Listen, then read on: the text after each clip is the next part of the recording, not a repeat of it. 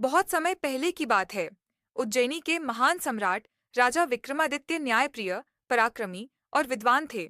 उनकी रानी पद्मावती अत्यंत बुद्धिमती, सौम्य और धर्मपरायण थीं। एक बार राज्य में गंभीर अकाल पड़ा। प्रजा भूखी थी और संकट में थी। राजा विक्रमादित्य ने अपने खजाने खोल दिए, परंतु समस्या इतनी बड़ी थी कि सब कुछ समाप्त होता जा रहा था। तब रानी पद्मावती ने अपनी कीमती गहनों की पेटी लाकर राजा को दी और बोली, प्रजा ही सच्चा आभूषण है राजा। जब उनकी रक्षा होगी तभी यह मुकुट शोभा पाएगा।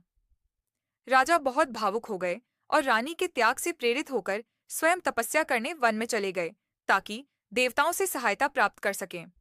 इधर रानी ने महल को अनाथालय बना दिया, जहां भूखे और बीमार लोगों की सेवा की जाती थी।